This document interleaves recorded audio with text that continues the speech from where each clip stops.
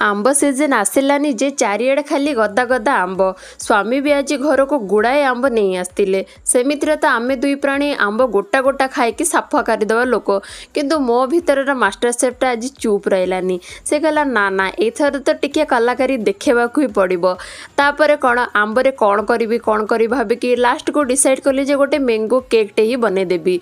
रोसे घरे safe mode on हो गला मोर, सबु सामग्री धरी रेडी हो गली। गोटे कथा कहबी आज्ञा, परफेक्ट केक जदि बनवाक चाहूँगी घरे किसी थाउ कि न थाउ मेजरिंग कपटा तो निहाती रहिबा दरकार।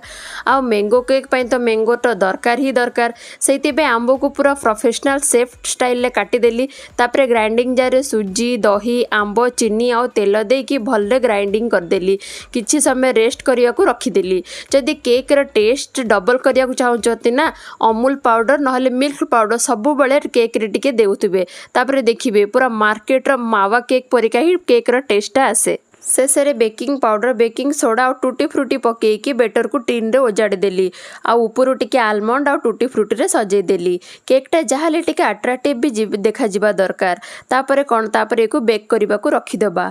किंतु केक रेडी हो गला परे सबुठु गुरुत्वपूर्ण काम है निजे काटिके आग निजे टेस्ट करवा। कारण एते कष्ट करी केक बनईची क्वालिटी भी तो सेफ को ही चेक करिया पड़िबो ना। यदि वीडियोटी भल लागिथिबो ताले लाइक और चैनल को सब्सक्राइब कर दे।